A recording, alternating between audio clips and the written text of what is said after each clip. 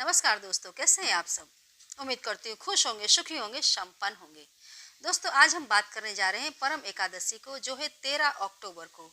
दोस्तों, अधिक मास की ये आखिरी एकादशी है। एक तो अधिक मास और दूसरी एकादशी, मतलब ये वो दिन है दोस्तों जिस दिन आप भगवान श्री हरि की पूरी पूरी कृपा प्राप्त कर सकते हैं।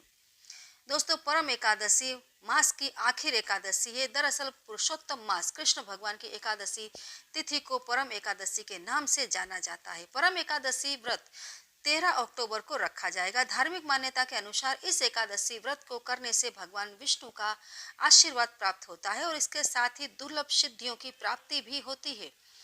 इस एकादशी में स्वर्ण दान करें, विद्या दान करें, अन्न दान करें, भूमि दान करें और गोदान करने से जातकों की सारी मनोकामनाएं पूरी हो जाती हैं। धार्मिक शास्त्रों में परम एकादशी का बहुत बड़ा महत्व है। भगवान विष्णु के भक्तों को ये परम सुख देने वाली मानी गई है।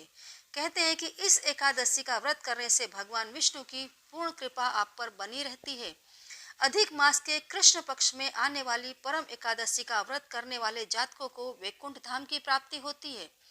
बताया जाता है कि वैकुंठ धाम की प्राप्ति के लिए ऋषि मुनि और संत आदि हजारों वर्षों तक तपस्या करते हैं, लेकिन एकादशी का एकमात्र व्रत कर लेने से वैकुंठ की प्राप्ति हो जाती है।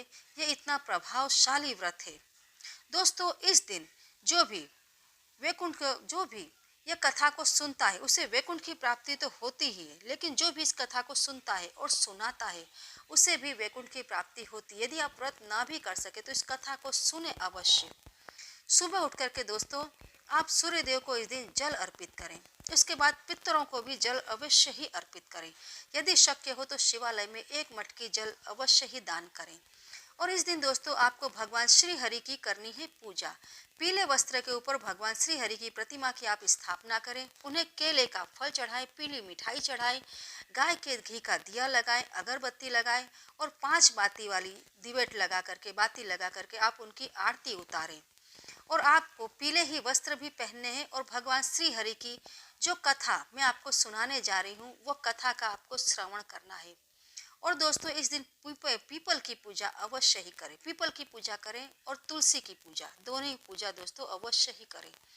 ब्राह्मणों को फलाहार का भोजन करवाएं और उन्हें दक्षिणा अवश्य ही दें। दोस्तों, कथा आप बहुत ध्यान से सुने और दूसरे को भी सुनाएं। प्राचीन काल में सुमेधा नामक एक ब्राह्मण रहता था। उसकी स्त्री का नाम पवित्रा था। वह परम सती और साध्वी थी।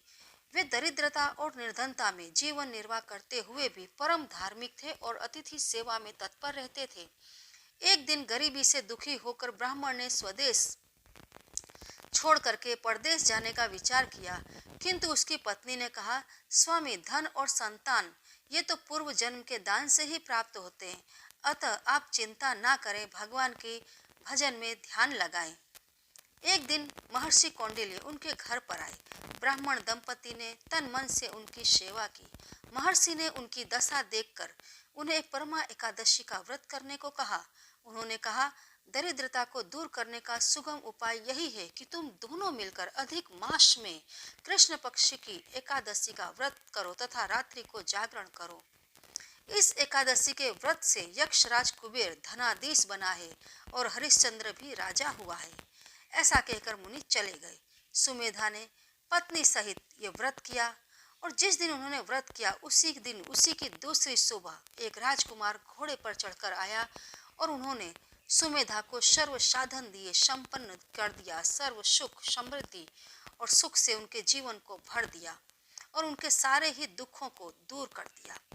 तो दोस्तों, ये व्रत बहुत ही प्रभावशाली है। इसकी कथा भी बहुत लंबी नहीं है, लेकिन इसे सुनने और सुनाने का जो सौभाग्य है वह अवश्य ही दोस्तों आप इसे प्राप्त करें।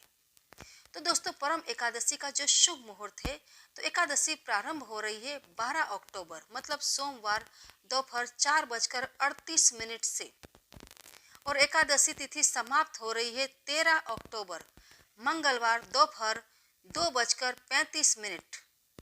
इतना इसका समय रहेगा। इसके बाद एकादशी समाप्त हो जाएगी। और दोस्तों, पारणा मुहूर्त है 14 अक्टूबर बुधवार को सुबह 6:21 से 8:38 तक। फिर से सुन ले दोस्तों, जो पारणा मुहूर्त है वो 14 अक्टूबर को है, बुधवार के दिन सुबह 6:21 से शुरू होगा, जो 8:39 तक रहने वाला है।